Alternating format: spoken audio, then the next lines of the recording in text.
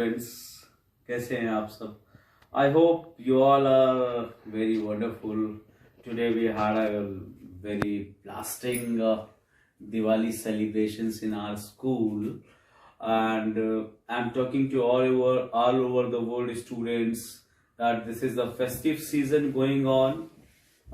You all in a mood of joy, but don't forget you are having term 1 examinations, so you all have to stick up to your syllabus, balancing the equation you all have learned. So balance the life situations. You have to give different time for your play, for your recreation, for your entertainment, for everything. So from today onwards, I'm going to start the revision from right away from chapter 1. So let us start without any delay. Okay. So first chapter is beta. Chapter 1 is chemical reaction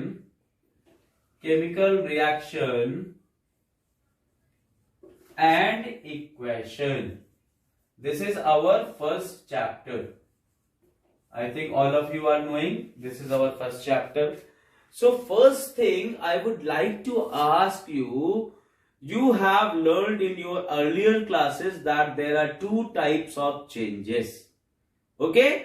What two type of changes you have studied? I know you are knowing. One is physical change and another is chemical change. Okay? Another is chemical change. Very wonderful.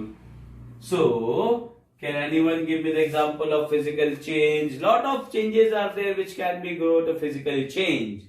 Suppose an ice block melts into water, then that is a physical change because ice melts into water, but the nature of water is not disturbed.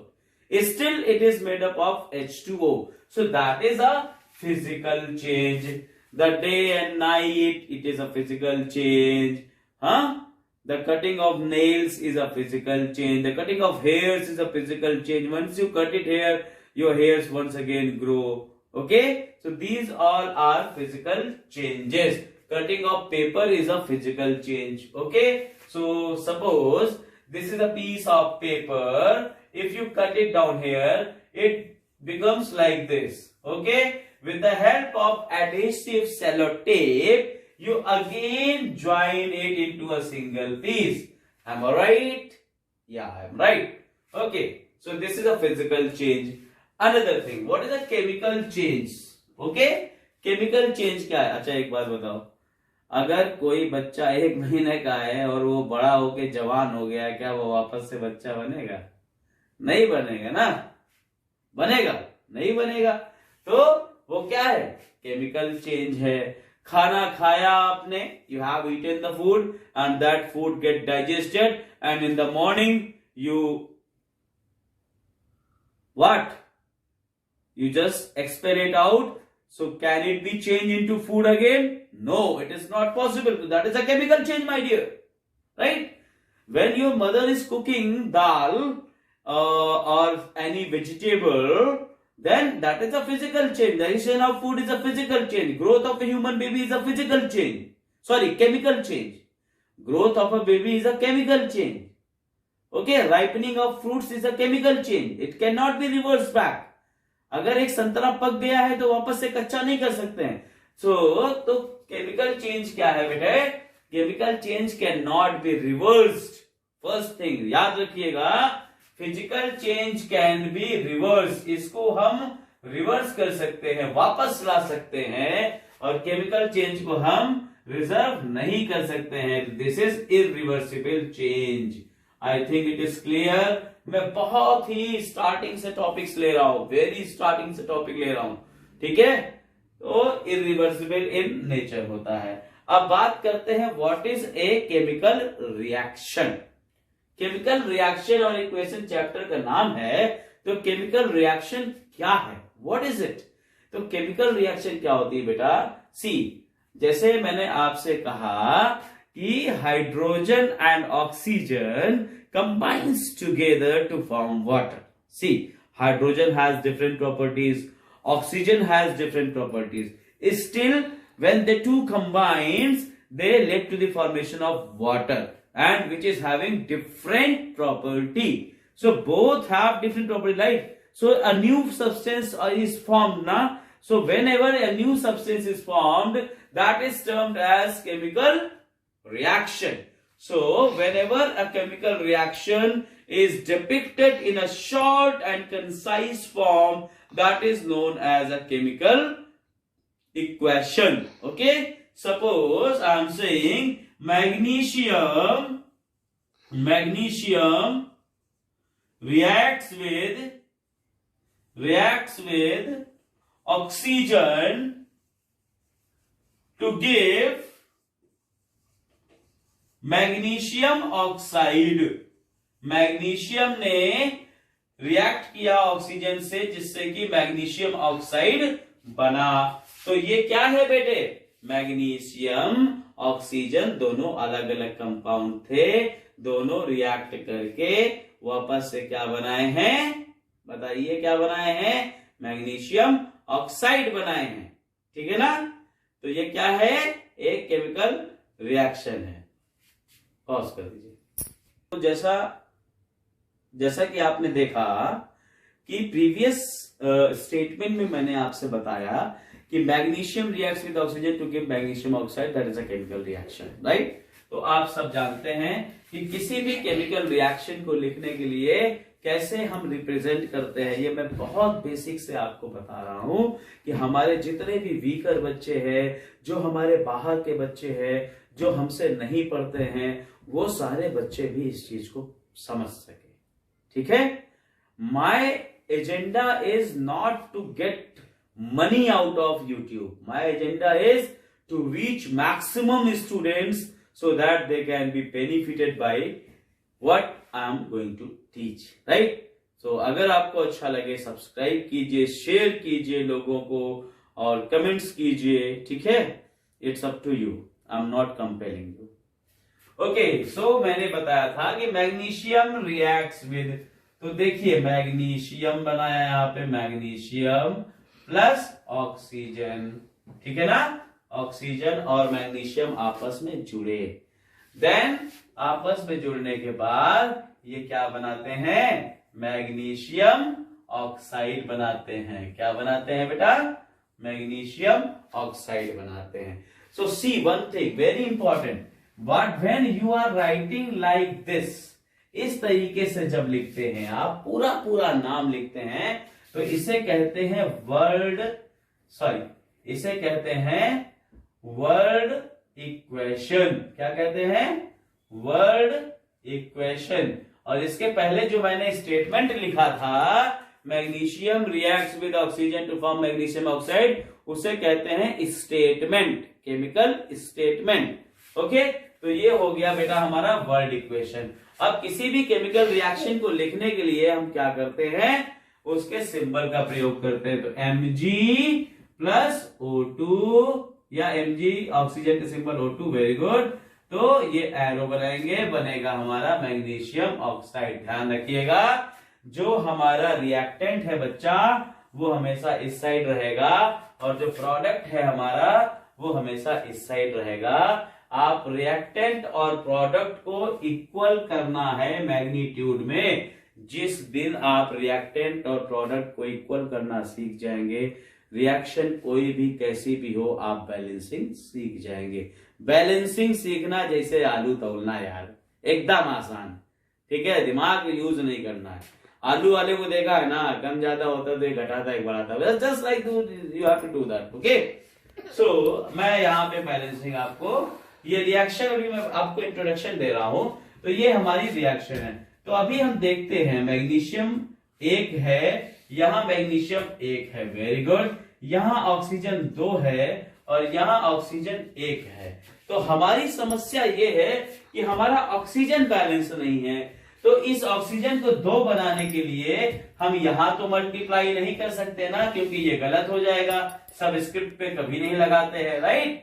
तो हम कहां लगाते हैं? अपस्क्रिप्ट पे 2 MgO यहां लिख दीजिए. जब आपने यहाँ 2 MgO लगाया, तो ऑक्सीजन बैलेंस हो गया, लेकिन मैग्नीशियम अनबैलेंस हो गया।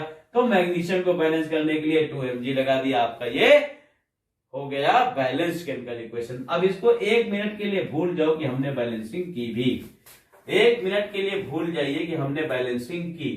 आपने सिंपली क्या किया कि MgO2 से MgO बना, तो ये बेटा क्या होता है, इसका एक नाम दिया गया है केमिस्ट्री में, this is known as skeletal equation. क्या कहलाता है? Skeletal equation.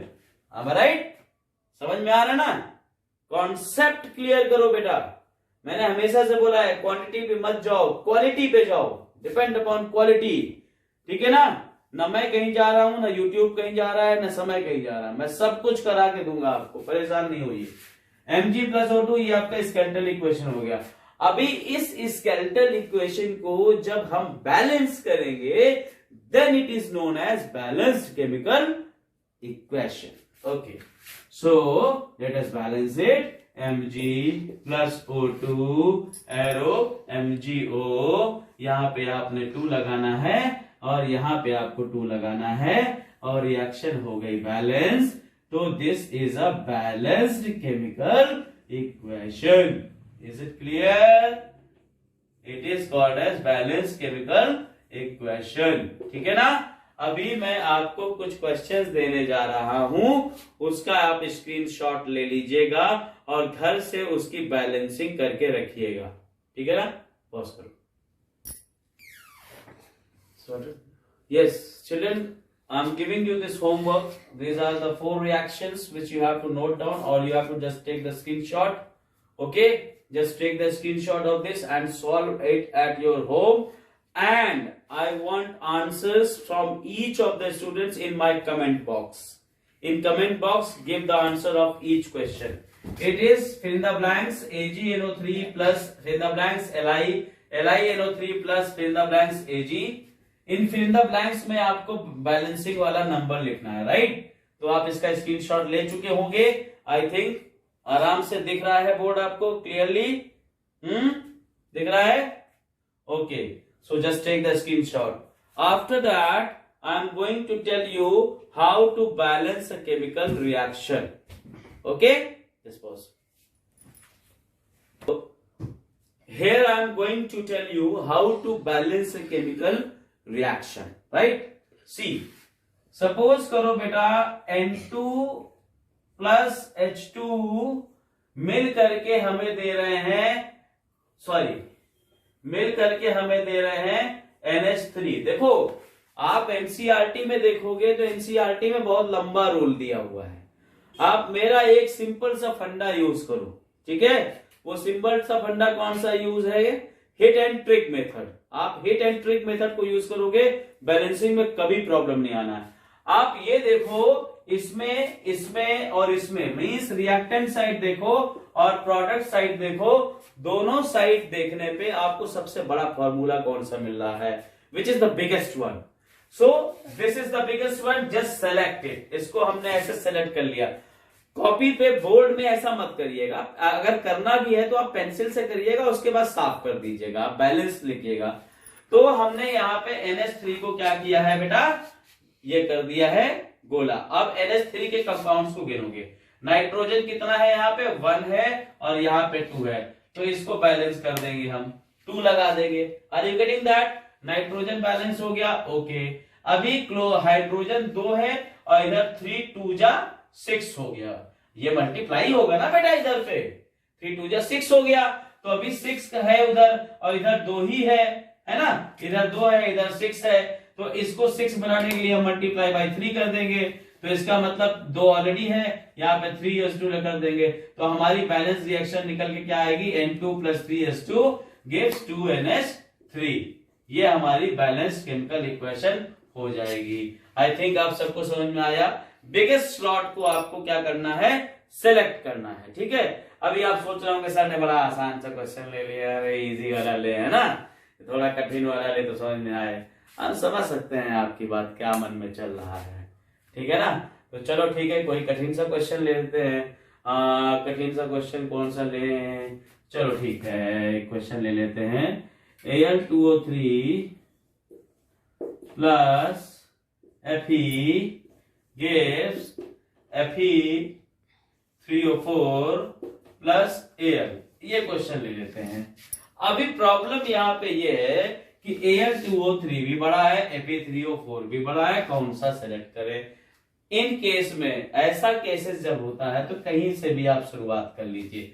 चलिए हम इसको सिलेक्ट करते हैं इस बार। Al2O3 है, एल्युमिनियम 2 है, तो यहाँ पे बेटा हम 2Al कर देंगे ना, 2Al कर देंगे। Okay that's fine. इसके बाद इस पे आ जाते हैं। आयरन यहाँ पे 3 है, यहाँ पे 3 Fe कर देंगे, 3 Fe कर देंगे, बात बराबर हो जाएगा। ठीक है, ऑक्सीजन कितना है यहाँ पे 3 है, और यहाँ पे कितना है 4 है। अब इसको 3 और 4 का मामला बन रहा है, तो 3 और 4 को क्या कर सकते हैं बताइए, हैं क्या कर सकते हैं? या तो 8 कर ले, 8 हो नहीं पाएगा, या तो 9 कर लें, तो ये एक प्रॉब्लम वाली बात है। तो ऐसा करते हैं, Al2O3 यहाँ पे है, Fe3O4 यहाँ पे है, ऑक्सीजन को बैलेंस हमें करना है, तो क्या डेसिमल लगा करके हम बैलेंस कर सकते हैं?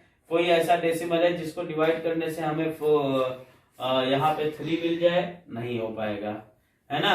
तो इसको क्या करेंगे हम 12 कर लेते हैं, तो 3Fe3O4 कर लेते हैं।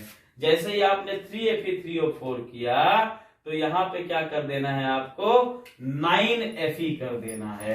तो अभी देखिए 4 3 12, 12 ऑक्सीजन हो गए ना, 12 ऑक्सीजन इधर, और इधर कितने हैं 3 हैं, तो इधर 4Al2O3 कर देंगे। जब आप 4Al2O3 करेंगे तो एल्युमिनियम हमारा 8 हो जाएगा। एल्युमिनियम 8 करने के लिए यहाँ पे हम 8Al कर देंगे, ठीक है ना। अभी हमारी रिएक्शन पूरी तरीके से बैलेंस है ना, बताइए, is it balance?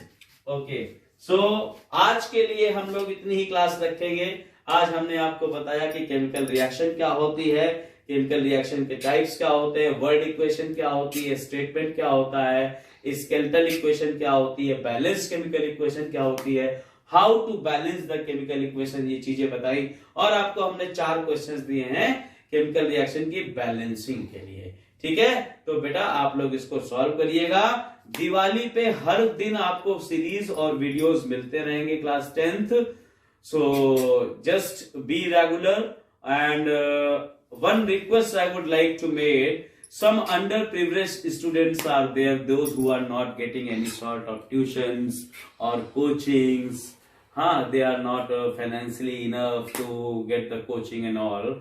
So it's my request to you all to kindly share and subscribe this channel so that those children can also take benefit of this teaching. ठीक है, हरिओम।